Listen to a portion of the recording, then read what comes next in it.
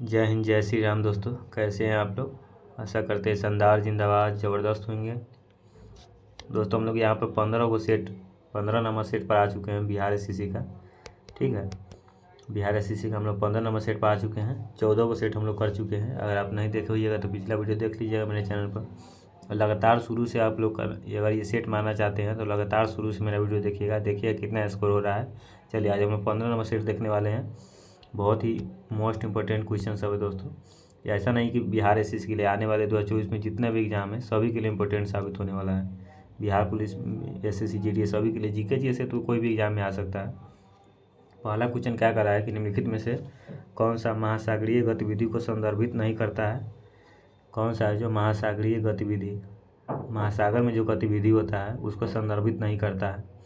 तो महासागर में कौन से गतिविधि होता है? तो महासागर में होता है, महासागर में तो ज्वार भाटा होबे करता है, तो इसको संदर्भित करबे करेगा भाई। धारा होबे करता है महासागर में, क्या तरंग होबे करता है महासागर में, ये सब तो होबे करता है। परावर्तन में थोड़ी ना होता है, तो इसका राइट आंसर हो जाएगा एक का एक। परावर्तन थोड़ी ना होता है। परावर्तन मतलब प्रकाश का परावर्तन होता है, धारा का थोड़ी ना होता है।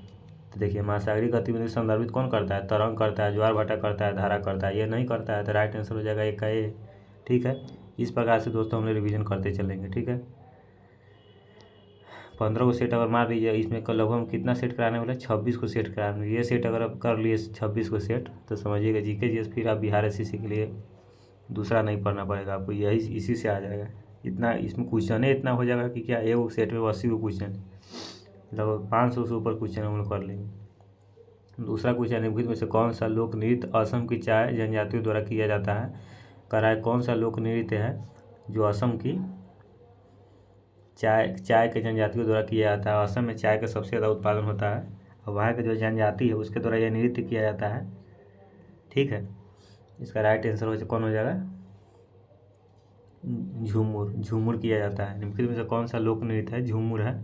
असम में जो महिला से जो चाय बोती है, मतलब पुरुष भी रहता है, वहाँ की जो जनजाति सब है झूमुर, मतलब झूमुर है, मतलब झुमुक झुमुक के क्या, झुमुक झुमुक के चाय बोती है, चाय की कटाई होती है वहाँ पर। इसी प्रकार से ट्रिक बना लीजिए, झुमुक झुमुक के छम छम झुम झुम झुम झुम झुम झुम के नृत्य करती है और चाय भी काटती है। चाय का भी इस प्रकार से ट्रिक बना लीजिएगा तो याद हो जाएगा। झूमुर। झूमुर झूमुर होता है असम में, क्या होता है? झूमुर। झुमुक झुमुक के चाय काटा जाता है वहाँ पर। झुम के चाय का पैदावार होता है। हो गया ट्रिक, याद हो गया वो की।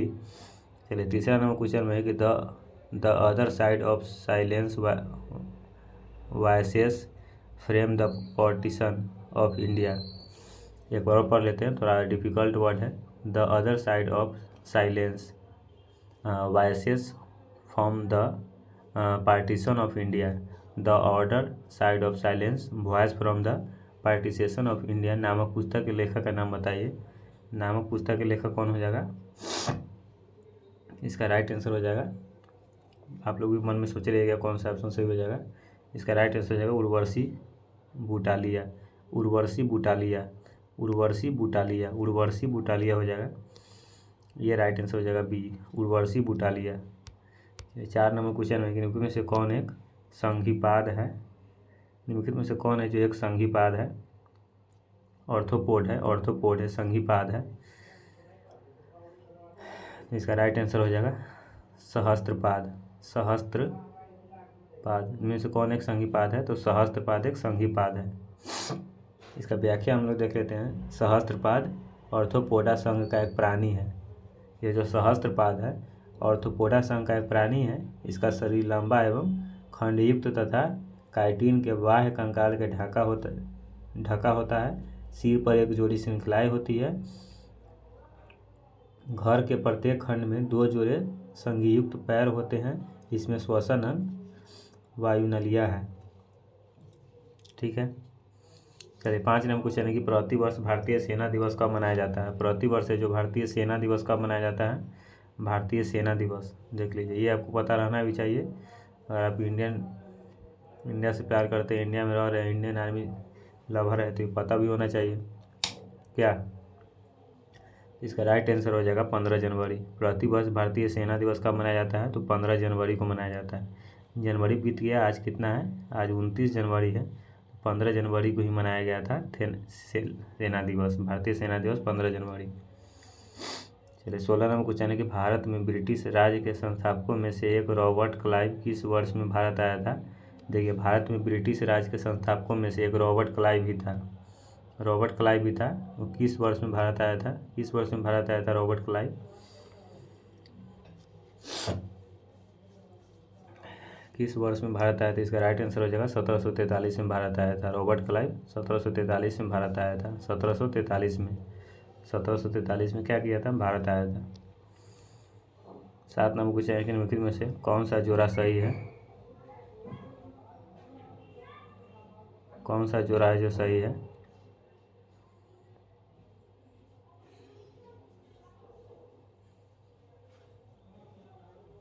कौन सा जोड़ा सही हो जाएगा, इसका राइट आंसर क्या हो जाएगा,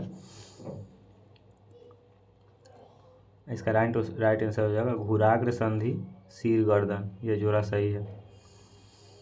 कब्ज संधि कंधा, अचल संधि कोहानी, ये सब गलत है। इसका राइट आंसर हो जाएगा घुराग्र संधि सिर गर्दन। चलिए 8 नंबर क्वेश्चन में निम्नलिखित में से कौन सी भारत की नदियों को आपस में जोड़ने वाली प्रथम परियोजना है। कौन सी है जो भारत की नदियों को आपस में जोड़ने वाली प्रथम परियोजना है।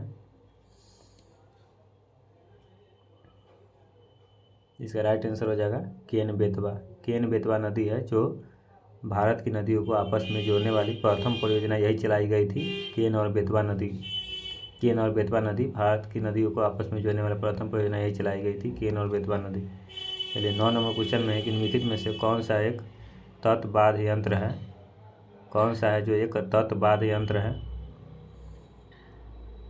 निम्नलिखित में कौन सा है जो एक तत्बाध यंत्र है, तो इसका राइट आंसर हो जाएगा झाज।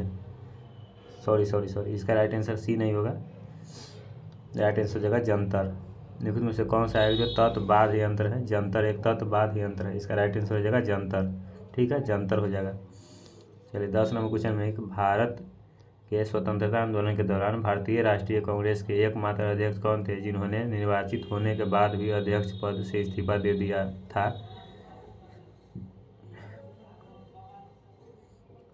एकमात्र अध्यक्ष थे जिन्होंने निर्वाचित होने के बाद भी अध्यक्ष पद से इस्तीफा दे दिया था। निर्वाचित भी हो गए तो उसके बाद भी इस्तीफा दे दिए।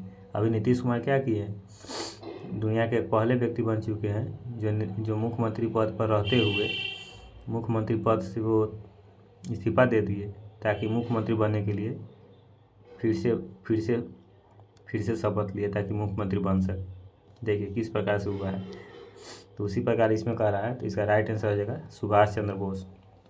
भारत के स्वतंत्रता आंदोलन के दौरान भारतीय राष्ट्रीय कांग्रेस के एकमात्र ऐसे अध्यक्ष थे जिन्होंने निर्वाचित होने के बाद भी अध्यक्ष पद से इस्तीफा दे दिए थे। कौन दे दिए थे, सुभाष चंद्र बोस दे दिए हुए थे। भारतीय राष्ट्रीय कांग्रेस के अध्यक्ष सुभाष चंद्र बोस 1938 के हरिपुरा अधिवेशन में अध्यक्ष बने तथा 1939 के त्रिपुरा अधिवेशन में भी अध्यक्ष निर्वाचित हुए तथा कार्यकारिणी परिषद में विरोध होने के कारण इस्तीफा दे दिए। विरोध हुआ उनका, इसीलिए इस्तीफे दे दिए। चलिए 11 नंबर क्वेश्चन है कि समष्टि अर्थशास्त्र मैक्रो इकोनॉमिक्स के जनक फाउंडिंग फादर के रूप में किसे जाना जाता है, किसे जाना जाता है। राइट आंसर हो जाएगा John Maynard Keynes. John Maynard Keynes.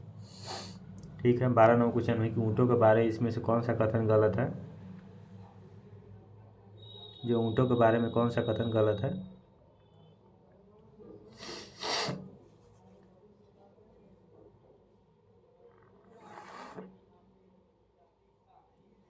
जो ऊँट के बारे में कथन गलत है, इसका राइट आंसर हो जाएगा इन्हें बहुत पसीना आता है। ये बिल्कुल गलत है। ऊँट को पसीना उसीना थोड़ी ना आता है, उन्हें बहुत पसीना आता है, बिल्कुल गलत लिखा है। ऊँटों के बारे में कौन सा कथन गलत है, ये सब इसका मतलब सही है। तो उनका गोबर सूखा होता है, उनका गोबर सूखा होता है। देखिए ऊँट का गोबर क्या है, सूखा रहता है, एकदम भीजल नहीं रहता है, समझे। वे थोड़ी मात्रा में मूत्र का उत्सर्जन करते हैं, वह थोड़ी मात्रा में मूत्र का उत्सर्जन करते हैं, मात्र थोड़ी मात्रा में। वे स्थलीय आवासों में रहते हैं, वे क्या करते हैं, स्थलीय आवास में रहते हैं। ठीक है भाई, रेगिस्तान में भी रहता है ऊँट। उन्हें बहुत पसीना आता है, यही गलत बात लिखा हुआ है। 13 नंबर क्वेश्चन में 1915 में दक्षिण अफ्रीका से भारत आने के बाद महात्मा गांधी ने किसकी, क्या लिखा हुआ है यार, किसकी यार फोटो, किसकी सलाह पर भारत देश और जनता को समझने के लिए पूरे 1 वर्ष तक पूरे भारत की यात्रा करने का फैसला लिया? किसकी सलाह पर? तो आप बता दीजिए किसकी सलाह पर हो जाएगा। महात्मा गांधी के राजनीतिक गुरु कौन थे? राजनीतिक गुरु कौन थे महात्मा गांधी के? तो अब इस प्रकार से हिंट्स आपको दे दिया, आप बता दीजिए कौन सा आंसर हो जाएगा। तो इसका राइट आंसर हो जाएगा गोपाल कृष्ण गोखले, महात्मा गांधी के राजनीतिक गुरु थे। इन्हीं के सलाह पर क्या किए, 1 साल तक भ्रमण करने का निर्णय लिए। चलिए 14 नंबर क्वेश्चन है कि भारतीय संविधान की प्रस्तावना खाली स्थान को जवाहरलाल नेहरू द्वारा संविधान सभा में पेश किए गए उद्देश्य प्रस्ताव पर आधारित है। भारतीय संविधान की प्रस्तावना खाली स्थान को जवाहरलाल नेहरू द्वारा संविधान सभा में पेश किए गए उद्देश्य प्रस्ताव पर आधारित है। 13 दिसंबर 1946 को जवाहरलाल नेहरू द्वारा संविधान सभा में पेश किए गए उद्देश्य पर आधारित है। भारतीय संविधान की प्रस्तावना 13 दिसंबर 1946 को जवाहरलाल नेहरू द्वारा संविधान सभा में पेश किए गए उद्देश्य प्रस्ताव पर आधारित है। ठीक है। 15 नंबर क्वेश्चन में है कि किस वर्ष में कबड्डी को एक पूर्ण खेल के रूप में एशियाई खेलों में शामिल किया गया है? किस वर्ष में कबड्डी को एक पूर्ण खेल के रूप में एशियाई खेलों में शामिल किया गया है? तो 1990 में शामिल किया गया था। किस वर्ष में कबड्डी को पूर्ण खेल के रूप में एशिया में खेलों में शामिल किया गया था कबड्डी को? क्रिकेट तो है ही है, कबड्डी को भी शामिल कर लिया गया था, तो 1990 में शामिल कर लिया गया था। 16 नंबर क्वेश्चन में है कि वर्ष 1932 में महात्मा गांधी ने ब्रिटिश सरकार के भारत की निर्वाचन प्रणाली को जातिगत आधार पर पृथक करने के फैसले के विरोध में किस जेल से भूख हड़ताल की थी? वर्ष 1932 में महात्मा गांधी ने ब्रिटिश सरकार के भारत की निर्वाचन प्रणाली को जातिगत आधार पर पृथक करने के फैसले के विरोध में किस जेल में भूख हड़ताल की थी? महात्मा गांधी भूख हड़ताल किए थे। तो इसका राइट आंसर हो जाएगा यरवदा जेल में। कह रहा है कि किस जेल में भूख हड़ताल किए थे, तो यरवदा जेल हो जाएगा। यरवदा जेल है, जेल का नाम है यरवदा। ठीक है। देखिए महात्मा गांधी देश के लिए कितना कुछ किए थे। अभी रील में इंस्टाग्राम पर वायरल कर रहा है, महबीबा वाला को अथी है, गाली है, वो लगा के वायरल कर रहा है। बताइए, महात्मा गांधी सब उसको मान लिया कि महात्मा गांधी ऐसा बोला है, महबीबा वाला। बताइए, कुछ महात्मा गांधी के ऊपर से सोचते होंगे कि किस लिए हम देश आज़ाद कर दिए, कोई वैल्यू नहीं। 17 नंबर क्वेश्चन है कि निम्नलिखित में से कौन 1928 में भारत के लिए संविधान का मसौदा तैयार करने वाले कांग्रेसी नेताओं में से एक थे? निम्नलिखित में से कौन है जो 1928 में भारत के लिए संविधान का मसौदा तैयार करने वाले कांग्रेसी नेताओं में से एक थे? इसका राइट आंसर हो जाएगा मोतीलाल नेहरू। 1928 में भारत के लिए संविधान का मसौदा तैयार किए थे कांग्रेसी नेता थे मोतीलाल नेहरू। ठीक है। 18 नंबर क्वेश्चन में है कि 1944 में इम्फाल की लड़ाई ब्रिटिश सेना और खाली स्थान सेना के बीच लड़ी गई थी। 1944 में इम्फाल की लड़ाई, इम्फाल कहाँ है, तो मणिपुर की राजधानी है इम्फाल। ब्रिटिश सेना और कौन सेना के बीच लड़ी गई थी? तो इसका राइट आंसर हो जाएगा जापानी सेना के बीच लड़ी गई थी। ब्रिटिश सेना और जापानी सेना के बीच लड़ी गई थी, जापानी सेना के बीच लड़ी गई थी।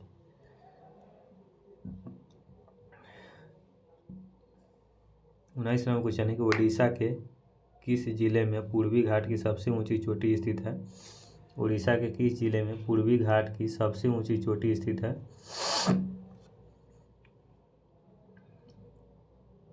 देखिए, उड़ीसा का जिला पूछ रहा है। उड़ीसा के किस जिले में पूर्वी घाट की सबसे ऊंची चोटी स्थित है? पूर्वी घाट किसको कहा जाता है? तो उड़ीसा, आंध्र प्रदेश, तमिलनाडु और पश्चिम बंगाल, इसको पूर्वी घाट कहा जाता है। इसी को पूर्वी घाट कहा जाता है, तो वही है। तो उड़ीसा के किस जिले में पूर्वी घाट की सबसे ऊंची चोटी स्थित है? सबसे ऊंची चोटी कौन हो जाएगा? कोरापुट। इसका राइट आंसर हो जाएगा कोरापुट। कोरापुट चोटी है सबसे ऊंची, पूर्वी घाट की सबसे ऊंची चोटी उड़ीसा राज्य में स्थित है कोरापुट। राइट आंसर हो जाएगा कोरापुट, कोरापुट, कोरापुट, कोरापुट। चलिए 20 नंबर क्वेश्चन है कि निम्नलिखित में से किसे भारत के लिए शीर्ष स्तर की संस्था के रूप में स्थापित किया गया था। निम्नलिखित में से है किसे भारत के लिए शीर्ष स्तर की संस्था के रूप में स्थापित किया गया था। निम्नलिखित में से किसे है जो भारत के लिए शीर्ष स्तर की संस्था के रूप में स्थापित किया गया था। तो इसका राइट आंसर हो जाएगा राष्ट्रीय आवास बैंक। भारत के लिए शीर्ष स्तर की संस्था के रूप में स्थापित किया गया था राष्ट्रीय आवास बैंक को। 21 नंबर क्वेश्चन में है कि ओलंपिक गोल्फ टूर्नामेंट में भाग लेने वाली प्रथम भारतीय महिला इसमें से कौन थी।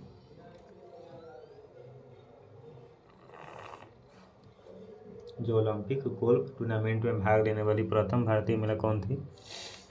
इसका राइट आंसर हो जाएगा अदिति अशोक, अदिति अशोक। 22 नंबर क्वेश्चन है कि निम्नलिखित में से कौन सी खरीफ की फसल है। निम्नलिखित में से कौन सी है जो खरीफ की फसल है। तो गेहूँ रबी फसल है। कैसे, क्योंकि जाड़ा में होता है ये।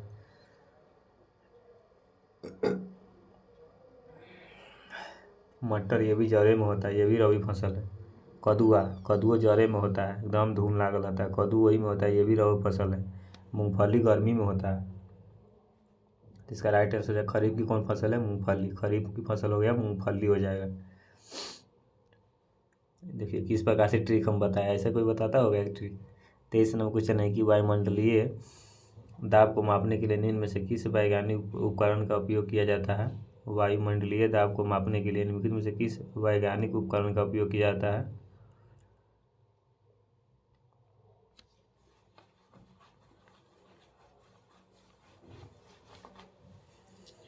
वायुमंडलीय दाब को मापने के लिए किस वैज्ञानिक उपकरण का उपयोग किया जाता है। इसका राइट आंसर हो जाएगा बैरोमीटर का उपयोग किया जाता है। बैरोमीटर का उपयोग किया जाता है। 24 नंबर क्वेश्चन है कि 1932 में महात्मा गांधी और खालिस्तान के बीच पूना पैक्ट पर हस्ताक्षर किए गए थे। 1932 में महात्मा गांधी और किसके बीच। 1932 में महात्मा गांधी और BR अम्बेडकर, डॉक्टर बाबा साहेब भीमराव अम्बेडकर के बीच पूना पैक्ट पर हस्ताक्षर किए गए थे। पूना पैक्ट पर महात्मा गांधी और BR अम्बेडकर के बीच पूना पैक्ट पर हस्ताक्षर किए गए थे। ठीक है। 25 नंबर क्वेश्चन है कि अपस्मार मिर्गी में शरीर का कौन सा अंग प्रभावित होता है। अपस्मार मिर्गी में शरीर का कौन सा अंग प्रभावित होता है। मस्तिष्क, मस्तिष्क का। मिर्गी आ जाता है ना, कभी कभी मिर्गी आ गया हुआ है तो किस कौन सा अंग प्रभावित हो जाएगा उसमें, मस्तिष्क प्रभावित हो जाएगा। ठीक है। यकृत लीवर हो गया, शरीर का सबसे बड़ा ग्रंथि यकृत लीवर है। ये हृदय हो गया। चलिए 26 नंबर क्वेश्चन हम लोग देख लेते हैं यहाँ पर। 26 नंबर क्वेश्चन क्या कह रहा है कि नर्मदा नदी मध्य प्रदेश में निकलती है। कहाँ से निकलती है। नर्मदा नदी मध्य प्रदेश में, नर्मदा नदी मध्य प्रदेश में अमरकंटक की पहाड़ियों से निकलती है। ये हमको याद था कि नर्मदा नदी मध्य प्रदेश में अमरकंटक की पहाड़ियों से निकलती है। ठीक है। ये हमको खुद से याद था, लेकिन जो मतलब ऐसा नहीं इस पूरा हमको याद है, इसे आंसर मेरे पास है उससे बोल रहे हैं। तो नर्मदा नदी मध्य प्रदेश में अमरकंटक की पहाड़ियों से निकलती है। ठीक है। जो याद रहता है वो बोल देते हैं। 27 नंबर क्वेश्चन है कि भारतीय रिजर्व बैंक ने रुपये के प्रति को निम्नलिखित में से किस वर्ष अपनाया। भारतीय रिजर्व बैंक ने रुपये के प्रति को किस वर्ष अपनाया। तो इसका राइट आंसर हो जाएगा 2010 में अपनाया। 28 नंबर क्वेश्चन है कि हिल पैलेस संग्रहालय खालिस्तान में स्थित है। हिल पैलेस संग्रहालय कहाँ स्थित है। हिल पैलेस, इसका राइट आंसर हो जाएगा केरल में स्थित है। हिल पैलेस संग्रहालय कहाँ स्थित है, केरल में स्थित है। 29 नंबर क्वेश्चन है कि विश्व बैंक के वर्गीकरण के अनुसार जुलाई 2019 तक उच्च मध्य आय वाले देश के प्रति व्यक्ति सकल राष्ट्रीय आय अमेरिकी डॉलर में खालिस्तान के बीच है। इसका राइट आंसर हो जाएगा डॉलर $3,996, डॉलर 12,375 के बीच है। ये इकोनॉमिक्स का क्वेश्चन हो गया। विश्व बैंक के वर्गीकरण के अनुसार जुलाई 2019 तक उच्च मध्य आय वाले देश के प्रति व्यक्ति सकल राष्ट्रीय आय अमेरिकी डॉलर इतना के बीच है। ठीक है। 30 नंबर क्वेश्चन है कि भारत में पीर बुघान का मेला प्रतिवर्ष कहाँ लगता है? भारत में पीर बुघान का मेला प्रतिवर्ष कहाँ लगता है? भारत में पीर बुघान, ये तो पहली बार ज़िंदगी में हम ना सुने हैं। पीर बुघान का मेला प्रतिवर्ष कहाँ लगता है? मध्य प्रदेश में लगता है प्रतिवर्ष। पीर बुघान का मेला प्रतिवर्ष कहाँ लगता है? तो मध्य प्रदेश में लगता है। भारत में पीर बुघान का मेला प्रतिवर्ष कहाँ लगता है? मध्य प्रदेश में लगता है। 31 नंबर क्वेश्चन है कि भारतीय संविधान के अनुच्छेद 123 के तहत अध्यादेशों की घोषणा करने की शक्ति निम्नलिखित में से किसके पास होती है? अध्यादेश की घोषणा करने की शक्ति किसके पास होती है? तो भारत के राष्ट्रपति के पास होती है। भारत के राष्ट्रपति के पास होती है। भारत के महान्यायवादी अटॉर्नी जनरल, ये भारत का सबसे बड़ा वकील होता है। ये भारत के सबसे बड़ा केस को लड़ता है महान्यायवादी। ये ऑप्शन के आधार पर हम देखे हैं, लेकिन इसका राइट आंसर यही हो जाएगा।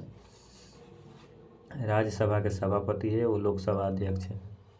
चलिए इसको, चलिए 32 नंबर क्वेश्चन है कि निम्नलिखित में से कौन सा सबसे पुराना ग्रैंड स्लैम टेनिस टूर्नामेंट है? कौन सा सबसे पुराना ग्रैंड स्लैम टेनिस टूर्नामेंट है? तो इसका राइट आंसर हो जाएगा विंबलडन। सबसे पुराना ग्रैंड स्लैम टेनिस टूर्नामेंट है विंबलडन, सबसे पुराना है। 33 नंबर क्वेश्चन, निम्नलिखित विकल्पों में से कौन सी सबसे भारी गैस है? कौन सी सबसे भारी गैस है? रेडॉन सबसे भारी गैस है। कौन सी सबसे भारी गैस है? तो रेडॉन सबसे भारी गैस है। समझे, विकल्प के आधार पर पूछ रहा है, इस विकल्प में से कौन सबसे भारी गैस है? तो इसका रेडॉन हो जाएगा। हीलियम हल्का गैस है, ऑक्सीजन हल्का है, नाइट्रोजन हल्का है, रेडॉन सबसे भारी गैस है। 34 नंबर क्वेश्चन है कि महान बल्लेबाज और कमेंटेटर डीन जोन्स, जिसका निधन 24 सितंबर 2020 को हृदय गति के रुक जाने के कार्डियक अरेस्ट के कारण हुआ था, अपने खेल के दिनों में खाली स्थान का प्रतिनिधित्व करते थे, ऑस्ट्रेलिया का प्रतिनिधित्व करते थे। 35 नंबर क्वेश्चन में है कि राज्याधिकार के लिए मुगलों ने किस विरासत का अनुसरण किया? किस विरासत का अनुसरण किया? इसका राइट आंसर हो जाएगा साहदाइक विरासत।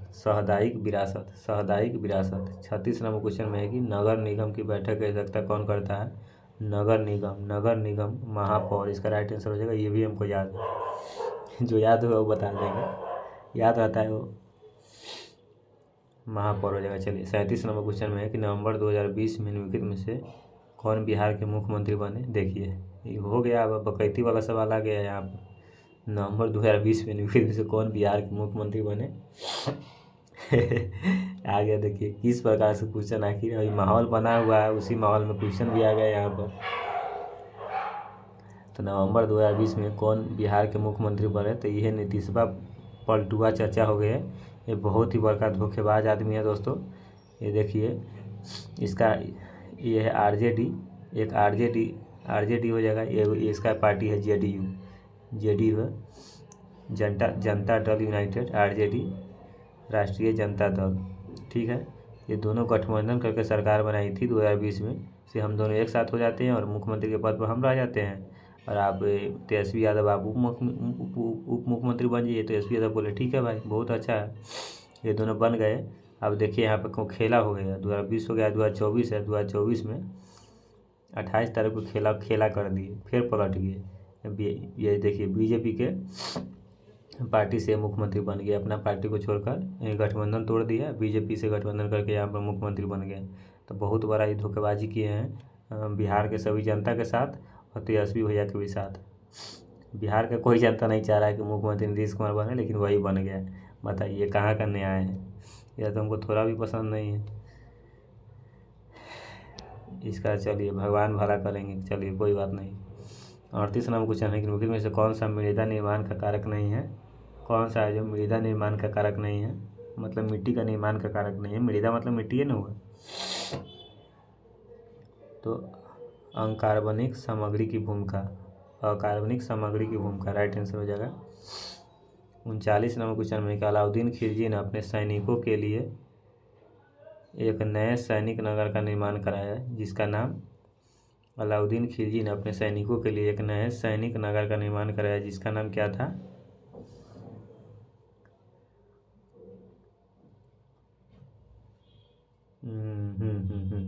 जिसका नाम था सीरी। अलाउद्दीन खिलजी ने अपने सैनिकों के लिए एक नए सैनिक नगर का निर्माण कराया जिसका नाम सीरी था। चलिए 40 नंबर क्वेश्चन है कि द गोल्डन बोट नामक पुस्तक किसने लिखी है? द गोल्डन बोट नामक पुस्तक किसने लिखी है? तो Rabindranath Tagore. The golden boat नामक पुस्तक किसने लिखी है? Rabindranath Tagore. The golden boat नामक पुस्तक किसने लिखी है? रविन्द्रनाथ टैगोर हो जाए। चलिए 41 नंबर क्वेश्चन है कि सूफी उस्ताद अपनी सभाओं को अपनी खानकाहों में आयोजित करते थे, उन्हें क्या कहा जाता था? उन्हें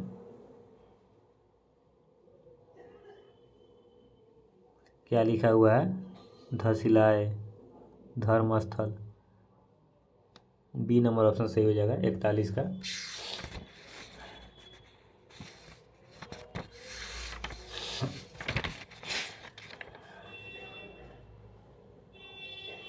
धर्मशिलाए हो जाएगा, धर्मशालाए यहाँ पर है, धर्मशालाए। सूफी उस्ताद अपनी सभाओं को अपनी खानकाहों में आयोजित करते थे जिन्हें धर्मशालाएँ कहा जाता था। 42 नंबर क्वेश्चन में है कि कौन सा देश दुनिया का अग्रणी नार्को स्टेट बन गया है? कौन सा देश है जो दुनिया का अग्रणी नार्को स्टेट बन गया है?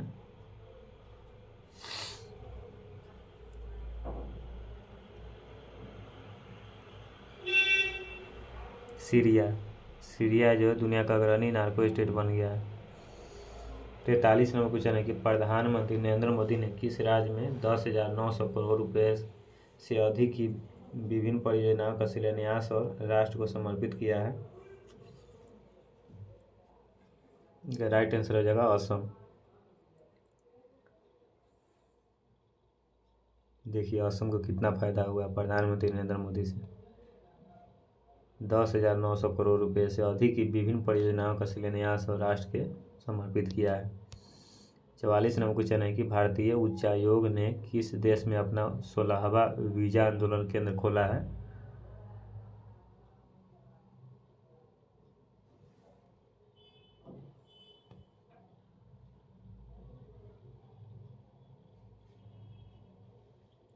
इसका कौन सा ऑप्शन सही हो जाएगा?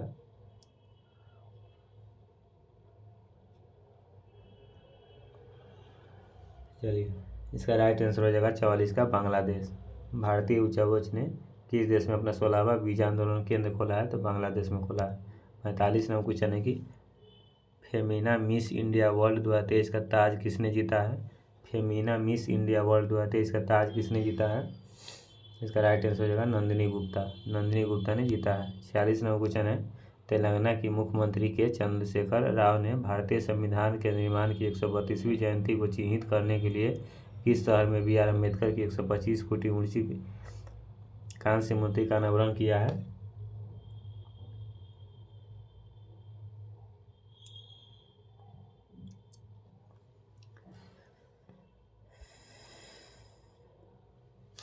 तेलंगाना के मुख्यमंत्री चंद्रशेखर राव, अभी का फिलहाल का बात है, तेलंगाना के मुख्यमंत्री चंद्रशेखर राव ने भारतीय संविधान के निर्माण की 132वीं जयंती को चिन्हित करने के लिए किस शहर में B.R. अम्बेडकर की 125 फुट ऊंची कांस्य प्रतिमा का अनावरण किया है? इसका राइट आंसर हो जाएगा तेलंगाना की राजधानी क्या हो जाएगा? तेलंगाना की राजधानी हो जाएगा हैदराबाद राइट आंसर हो जाएगा। 47 नंबर क्वेश्चन है कि G20 में कृषि प्रमुख वैज्ञानिकों MSCS की 12वीं बैठक 17-19 अप्रैल 2023 को किस शहर में आयोजित होने वाली है?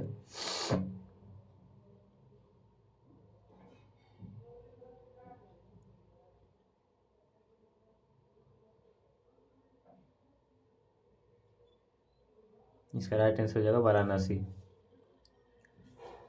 48 नंबर क्वेश्चन है कि विश्व चरास रोग दिवस हर साल किस दिन मनाया जाता है? विश्व चरास रोग, पहली बार सुने हैं, विश्व चराग है, विश्व चराग चगास विश्व चगास रोग। बताइए, पहली बार सुने, नाम पता नहीं चल रहा है। विश्व चगास रोग है। विश्व चगास रोग दिवस हर साल किस दिन मनाया जाता है?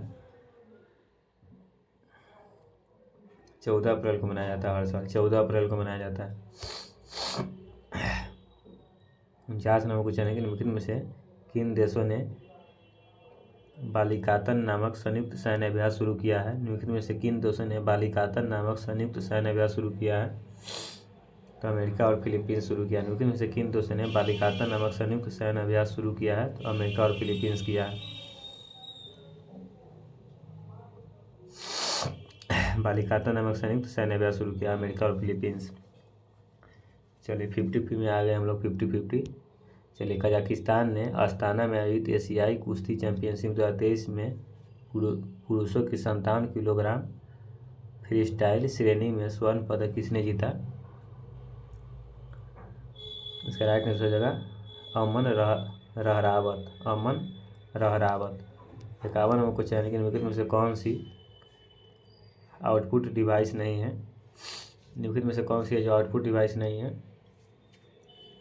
Scanner input device, output device नहीं है। कौन सी है जो आउटपुट डिवाइस नहीं है? स्कैनर आउटपुट डिवाइस नहीं है।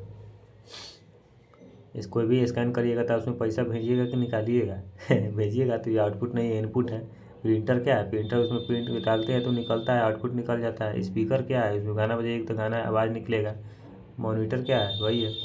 चलिए 52 नंबर क्वेश्चन में है कि निम्नलिखित में से किसकी कमी से वर्णाधाता और कमजोर दृष्टि की समस्या उत्पन्न होती है?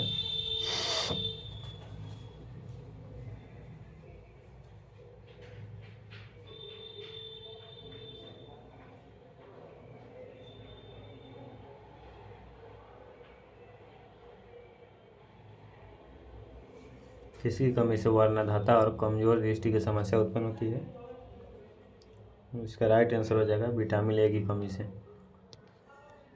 53 नंबर क्वेश्चन में निम्नलिखित हस्तियों में से किसे कुष्ठ रोग उन्मूलन के क्षेत्र में योगदान के लिए 118 में गांधी शांति पुरस्कार से सम्मानित किया गया था? 118 किया गया, 2018 में योगदान के लिए 2018 में गांधी शांति पुरस्कार से सम्मानित किया गया था। होइग ससाकावा हो जाएगा। 54 नंबर क्वेश्चन है कि चुंबकीय फ्लक्स की एसआई इकाई क्या है? चुंबकीय फ्लक्स की एसआई इकाई क्या है? इसका राइट आंसर हो जाएगा वेबर। 55 नंबर क्वेश्चन है कि क्रायोजेनिक इंजन में ईंधन के रूप में इसमें से किसका उपयोग किया जाता है? क्रायोजेनिक इंजन में ईंधन के रूप में किसका उपयोग किया जाता है? तरल ऑक्सीजन और तरल हाइड्रोजन का उपयोग किया जाता है। तरल ऑक्सीजन और तरल हाइड्रोजन का उपयोग किया जाता है। ठीक है। 56 नंबर क्वेश्चन में निम्न में से कौन सा कंप्यूटर वायरस दस्तावेज की फॉर्मेटिंग को नुकसान पहुंचाता है और इसे एडिट करने की अनुमति नहीं देता है? कंप्यूटर का सवाल है। दस्तावेज की फॉर्मेटिंग का नुकसान पहुंचाता है और एडिट करने की अनुमति नहीं देता है। मोक्रो वायरस कंप्यूटर का सवाल है। 57 नंबर क्वेश्चन, इनमें से कौन सा सेप्रोफाइटिक कवक है? बायोलॉजी का है सवाल। इनमें में से कौन सा एक सेप्रोफाइटिक कवक है? तो पेनिसिलियम सेप्रोफाइटिक कवक है। पेनिसिलियम है, सेप्रोफाइटिक कवक है।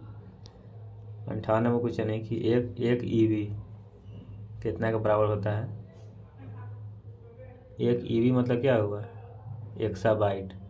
एक ईवी मतलब एक्साबाइट कितना के बराबर होता है? एक ईवी बराबर 1024 पीबी के बराबर होता है, मतलब पेटाबाइट के बराबर होता है। एक एक्साबाइट बराबर 1024 पेटाबाइट। जीबी का मतलब क्या हो जाएगा? एक जीबी बराबर कितना एमबी हो जाएगा?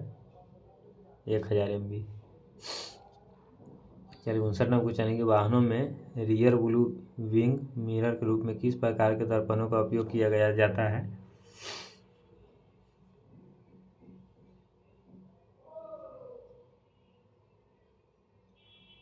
वाहनों में रियर व्यू विंग मिरर के रूप में किस प्रकार के दर्पणों का उपयोग किया जाता है?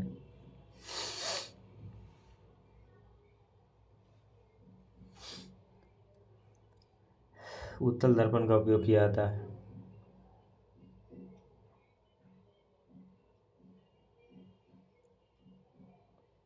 ताकि पीछे की ओर देख सके, अपने पीछे की वाहनों को देख सके, इसके लिए उत्तल दर्पण। 60 नंबर क्वेश्चन है कि किस ताप पर जल का घनत्व अधिकतम होता है। ऐसा नहीं है कि बिहार एसएससी में क्वेश्चन पूछेगा, जितना भी जनरल कंपटीशन का एग्जाम होता है सभी में पूछ सकता है। ऐसा बात हुई ना जीके जीएस से, कहीं भी पूछ सकता है। किस ताप पर जल का घनत्व अधिकतम होता है। किस ताप पर जल का घनत्व अधिकतम होता है, तो किस ताप पर जल का घनत्व अधिकतम हो जाता है, 277 केल्विन पर जल का घनत्व अधिकतम हो जाता है। 277 केल्विन पर जल का घनत्व अधिकतम हो जाता है। 61 नंबर क्वेश्चन है कि सूर्य के वास्तव में क्षितिज के ऊपर से गुजरने और हमारे द्वारा पृथ्वी पर इसकी छवि देखे जाने में सक्षम होने के बीच का समयांतर कितना है। सूर्य के वास्तव में क्षितिज के ऊपर से गुजरने और हमारे द्वारा पृथ्वी पर इसकी छवि देखे जाने के सक्षम होने के बीच समयांतर कितना है। 2 मिनट है, मात्र 2 मिनट है। ठीक है। 62 नंबर क्वेश्चन है कि ग्रेनाइट चट्टानें किस प्रकार की चट्टानें होती है। तो ग्रेनाइट चट्टानें किस प्रकार की चट्टान होती है, आग्नेय चट्टान होती है। ग्रेनाइट चट्टानें आग्नेय चट्टान होती है, आग्नेय चट्टान होती है। ग्रेनाइट चट्टान आग्नेय चट्टानें होती है। ग्रेनाइट चट्टानें दानेदार होती है। ग्रेनाइट चट्टान का 20 से 60% हिस्सा क्वार्ट्ज से बना होता है।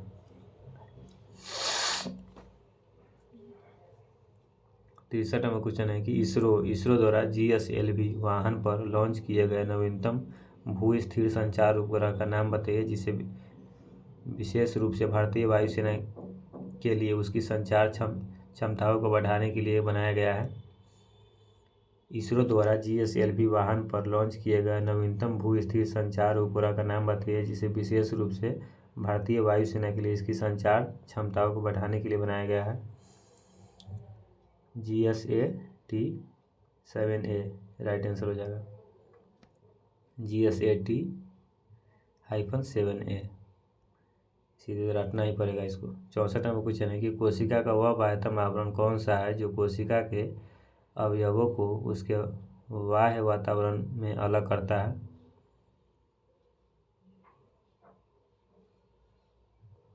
राइट आंसर हो जाएगा प्लाज्मा झिल्ली।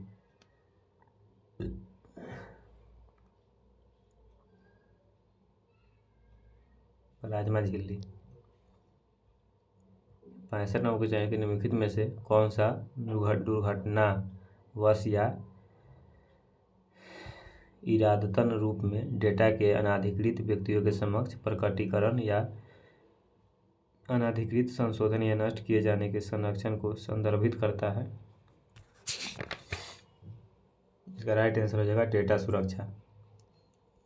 66 नंबर क्वेश्चन है निम्नलिखित में से कौन सा तत्व एक बहुमुखी तत्व है जो सभी सजीवों और हमारे द्वारा उपयोग में किए जाने वाले कई चीज़ों का आधार बनता है। कार्बन बहुमुखी तत्व है जो सभी सजीवों और हमारे द्वारा उपयोग में होने वाले कई चीज़ों का आधार बनता है कार्बन। 67 नंबर क्वेश्चन है कि निम्नलिखित में से कौन सी एक इनपुट डिवाइस है। देखिए आउटपुट था, अब इनपुट आ गया, तो प्रिंटर इनपुट है, प्रिंटर। मॉनिटर इनपुट है, माउस माउस तो इनपुट नहीं है, माउस तो आउटपुट है। माउस पर क्लिक करिएगा तब ना आउटपुट आपको देता है। स्पीकर इनपुट है, डी नंबर ऑप्शन सही हो जाएगा।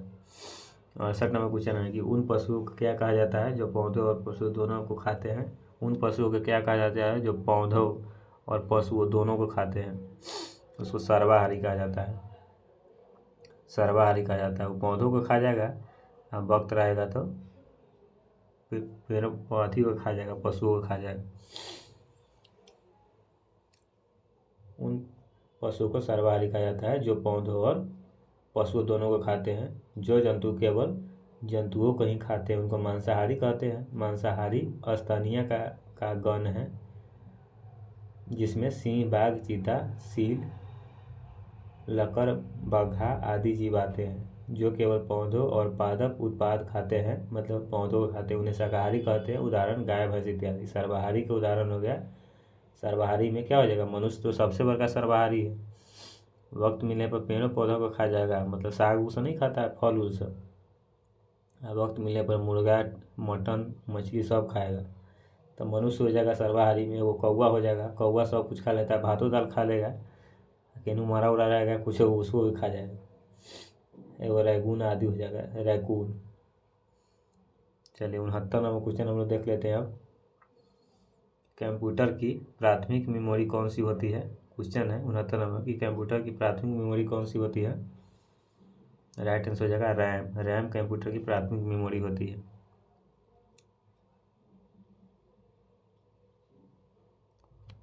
70 नंबर क्वेश्चन में है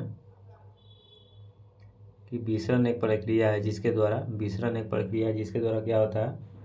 जिसके द्वारा ऑक्सीजन की पूरी प्लाज्मा झिल्ली में जा सकती है, जिसके ऑक्सीजन पूरी प्लाज्मा झिल्ली में जा सकती है। विसरण एक प्रक्रिया है जिसके द्वारा ऑक्सीजन पूरी प्लाज्मा झिल्ली में जा सकती है, ऑक्सीजन पूरी प्लाज्मा झिल्ली में जा सकती है।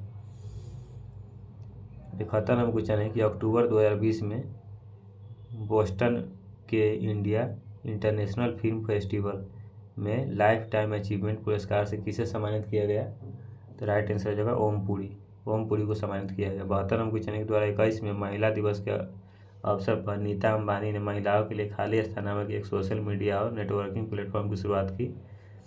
2021 में महिला दिवस के अवसर पर नीता अंबानी ने महिलाओं के लिए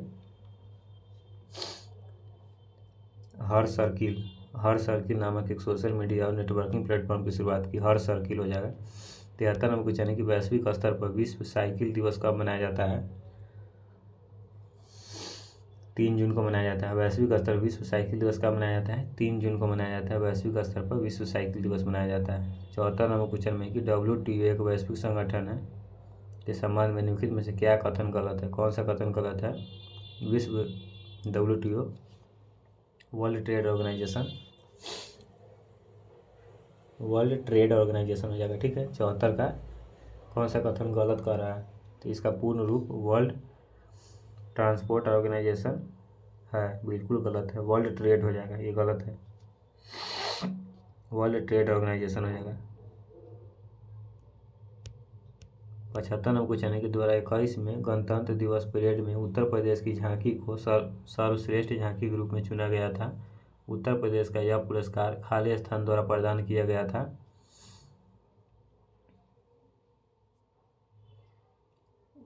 उत्तर प्रदेश को यह पुरस्कार 2021 में गणतंत्र दिवस के परेड में उत्तर प्रदेश की झांकी को सर्वश्रेष्ठ झांकी के रूप में चुना गया था। उत्तर प्रदेश का यह पुरस्कार किसके द्वारा प्रदान किया गया था? तो किरण रिजिजू द्वारा प्रदान किया गया था। किरण रिजिजू। 76 नंबर क्वेश्चन है कि भारतीय संविधान के अनुसार निम्न में से कौन मंत्री परिषद का गठन नहीं करते हैं? भारतीय संविधान के अनुसार निम्न में से कौन है जो मंत्री परिषद का गठन नहीं करते हैं? जो मंत्री परिषद का गठन नहीं करते हैं,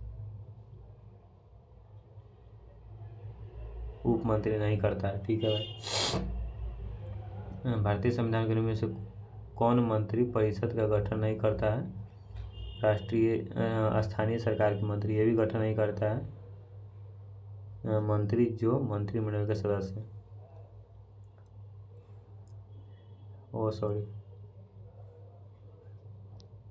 कह रहा है कि भारतीय संविधान के अनुसार इनमें से कौन मंत्री परिषद की गठन नहीं करते हैं?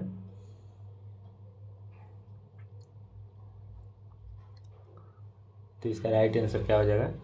स्थानीय सरकार के मंत्री। भारतीय संविधान के अनुसार इनमें से कौन मंत्री परिषद की गठन नहीं करते हैं? तो स्थानीय सरकार के मंत्री मंत्री परिषद की गठन नहीं करते। स्थानीय सरकार के मंत्री नहीं करते हैं, उप मंत्री करते हैं, राज्य मंत्री करते हैं। मंत्री को जो मंत्रिमंडल के सदस्य करते हैं। सी नंबर ऑप्शन सही हो जाएगा। 77 नंबर क्वेश्चन है कि जनवरी 2021 में शुरू की गई प्रधानमंत्री कौशल विकास योजना PMKVY के तीसरे चरण के संबंध में निम्न में कौन सा कथन गलत है? कौन सा कथन गलत है?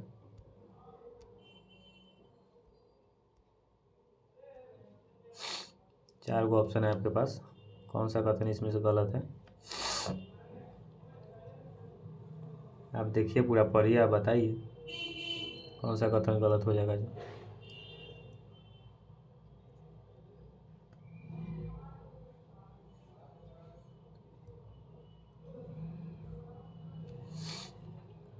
पूरा पढ़ लिया आप लोग?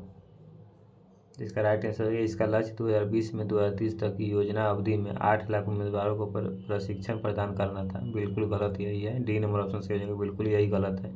ये सब सही है। इसमें देश भर में 600 जिलों में शुरू किया गया था, सही है। यह कौशल विकास और उद्यमिता मंत्रालय द्वारा संचालित किया गया था, सही है, ये भी सही है। चलिए 78 नंबर क्वेश्चन में है कि चंद्रयान 2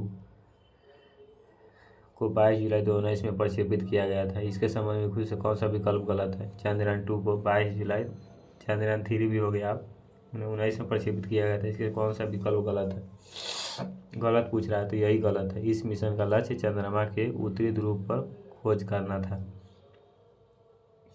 गलती बात लिख दिया हुआ है, इस मिशन का लक्ष्य चंद्रमा के उत्तरी ध्रुव पर खोज करना था, गलत बात है।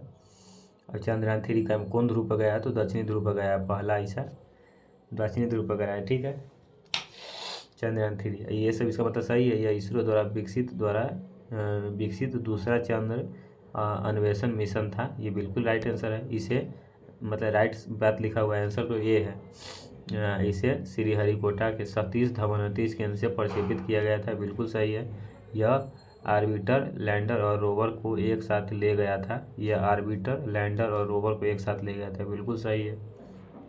चलिए 79 नंबर क्वेश्चन में कि हमें सकल घरेलू उत्पाद GDP, ग्रॉस डोमेस्टिक प्रोडक्ट का आकलन करते समय केवल तैयार माल के मूल्य पर विचार करना चाहिए, क्योंकि तैयार माल के मूल्य में पहले से ही मध्यवर्ती माल का मूल्य शामिल होता है, क्योंकि तैयार माल के मूल्य में पहले से ही मध्यवर्ती माल का मूल्य शामिल होता है, ठीक है। चलिए 80 नंबर क्वेश्चन है कि औरंगजेब के संबंध में निम्नलिखित में से कौन सा कथन गलत है? औरंगजेब के संबंध में कौन सा कथन गलत है? वह शाहजहां और मुमताज का दूसरा पुत्र था, गलत बात है। औरंगजेब उसे आलमगीर के नाम से भी जाना जाता था, औरंगजेब को आलमगीर के नाम से भी जाना जाता था। 18वीं शताब्दी के मध्य में औरंगजेब की मृत्यु के बाद मुगल साम्राज्य का पतन होता चला गया, सही है। सत्ता के लिए उन्हें संघर्ष में औरंगजेब ने अपने भाई द्वारा लड़ाई के निर्णायक रूप से हराया, अपने पिता को आगरा में अपनी ही महल में नज़रबंद कर दिया, सही है। 81 नंबर क्वेश्चन है कि चंद्रगुप्त मौर्य मौर्य वंश के संस्थापक थे। चंद्रगुप्त मौर्य मौर्य वंश के संस्थापक थे। भारतीय इतिहास में उनके शासन के बारे में निम्नलिखित में से कौन सा कथन गलत है? उनके शासन के बारे में कौन सा कथन गलत है?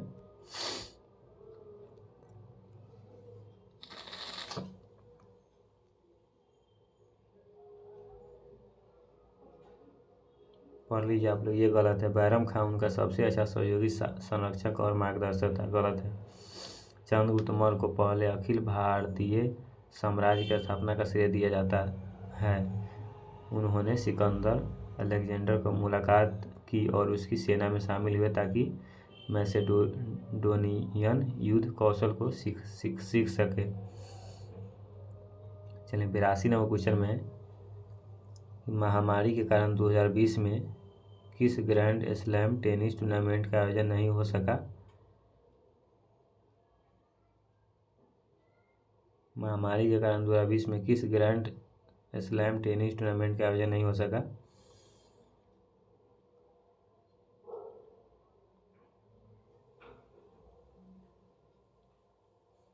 इसका राइट आंसर हो जाएगा विंबलडन। महामारी के कारण 2020 में किस ग्रैंड स्लैम टेनिस टूर्नामेंट का आयोजन नहीं हो सका? विंबलडन। 83 नंबर क्वेश्चन है कि जालियांवाला बाग की घटना के संबंध में निम्नलिखित में से कौन सा कथन गलत है?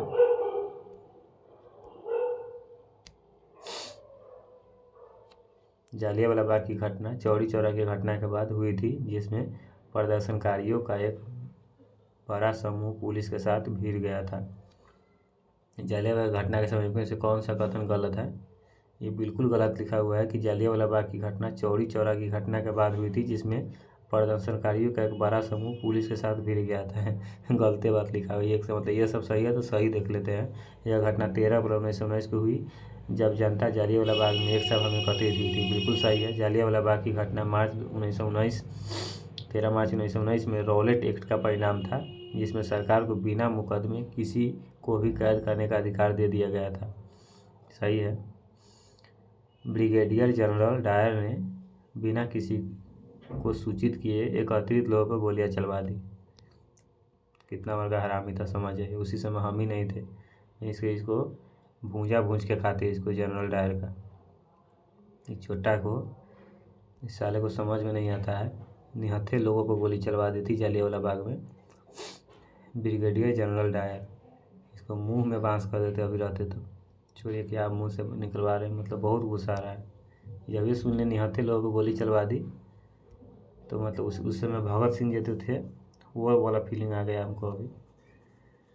सॉरी, गाली निकल गया मुझसे, सॉरी। चलिए 84 नंबर क्वेश्चन में है कि भारतीय स्वतंत्रता संग्राम के, देखिए भारत पाकिस्तान, ये पाकिस्तान चीन वाला ये युद्ध वाला बात आता है ना, तो पता नहीं क्या आ जाता है अंदर से कि अजीब फीलिंग होने लगता है। गाली वाली मतलब फाड़ चीर वाला नहीं होता है, ऑपरेशन सीधे कुल्हाड़ी लाठी वाला मतलब फीलिंग आने लगता है। भारतीय स्वतंत्रता संग्राम के समय निम्नलिखित में से कौन सा कथन गलत है?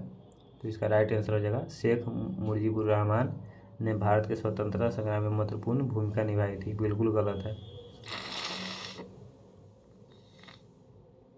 साइमन कमीशन 1928 में बॉम्बे पहुंचा, सही है। 1857 के विद्रोह में पहला स्वतंत्रता संग्राम माना जाता है, सही है। भगत सिंह सुखदेव राजगुरु को मार्च 1931 में फांसी दे दी गई थी, सही है। जय हिंद जय भारत मतलब ख़त्म नहीं हुआ है। भगत सिंह सुखदेव राजगुरु कितने बड़े महान आदमी थे। इन्हीं 3 लोगों की वजह से क्रांतिकारी हुई और देश को आज़ादी मिली, आज़ादी में बहुत सफलता मिली इन्हीं कुर्बानी के कारण। समझ गए ना दोस्तों? आज भी आंखों में नमी सा छा जाती है जब भगत सिंह सुखदेव राजगुरु का नाम लेते हैं। तो क्या बताएं आप लोग। 85 नंबर क्वेश्चन है कि हैदराबाद में चार मीनार के संबंध में निम्नलिखित में से कौन सा कथन गलत है? क्या समझिएगा दोस्तों, हमारे स्वतंत्रता सेनानी लोग कितना कष्ट करके हम लोग को देश को आज़ाद किए, फिर भी देख लीजिए आज क्या हो रहा है देश में। कितना बड़ा गुलाम था पहले हम लोग का देश, अंग्रेज़ों का गुलाम था। आज नेता चंद गद्दारों नेता का गुलाम है हम लोग। बेरोजगारी के बंधे में बंधे हुए हैं, जनसंख्या भी इतना बढ़ता जा रहा है, फिर भी क्या नेता लोग अभी जैसे पहले अंग्रेज़ था उस समय गुलाम बनाया था, अभी नेता मंत्री अपने कब्जा में सबको रखता है। जो मतलब बिहार पुलिस का वैकेंसी नहीं दे रहा, बिहार SSC का फॉर्म आ गया, अभी एग्जाम कहोगे पते नहीं है, LP का कम पद दिया हुआ है, मतलब जो मन सो हो रहा है। यही सब हम लोग को अभी गुलामी नहीं है क्या है, हम लोग को रोजगार के लिए भटकना पड़ रहा है। सबसे बड़का ये ऐसा चीन अमेरिका उनका में ऐसा नहीं होता है, वहाँ का नियम अलग है भाई। बच्चे से उसको रोज़गार दे दिया जाता है, इस प्रकार से बना दिया जाता है कि बच्चे से वो रोज़गार के लिए बाद में भटके नहीं।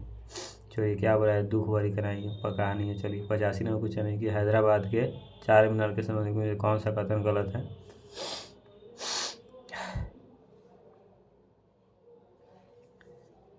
यही गलत है। मेहराब कमरों की 4 मंजिलों और मेहराबों की दीर्घा को सहारा देते हैं।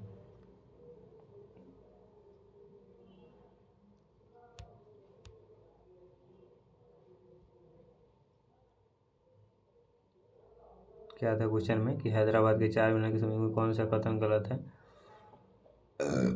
मेहराब कमरों की 4 मंजिलों और मेहराबों की दीर्घा को सहारा देते, यह सही है। यह शहर में प्लेग के अंत को चिन्हित करता है। इसे 1591 में मोहम्मद कुली कुतुब शाह ने बनवाया था। यह उत्तर, दक्षिण, पूर्व और पश्चिम की ओर उन्मुख 4 भव्य मेहराबों पर बनाया गया है, सही है। दोस्तों हम लोग 85 क्वेश्चन हम लोग किए हैं यहाँ पर GK GS का। ऑल कॉम्पिटेटिव एग्जाम, जितना भी कॉम्पिटिशन में एग्जाम है सभी के लिए GK GS इंपॉर्टेंट था, सिर्फ बिहार SSC के लिए नहीं मान लीजिएगा आप लोग, ठीक है। कितना स्कोर किए कमेंट में बताइएगा। जय श्री राम, जय हिंद, हर हर महादेव। खुश रहिएगा आप लोग, कभी किसी का बुराई नहीं सोचिएगा, कभी किसी पर अत्याचार नहीं कीजिएगा। जैसे अंग्रेज हम लोग को सताया था उस प्रकार से अभी नेता मंत्री हम लोग को सता रहा है रोजगार के लिए। BJP नेता लोग कभी बोला है कि हम लोग जैसे पढ़ रहा है, इतना स्टूडेंट बाहर पढ़ रहा है, घर छोड़ कर पढ़ रहा है तो उसको हम रोजगार देंगे? कभी सोचा है हम लोग के बारे में? बोलने आता है माइक पर सीधे जय श्री राम बोल देता है, बस सब खुश हो जाता है वही में, लेकिन हम लोग का दर्द कोई समझ नहीं रहा है।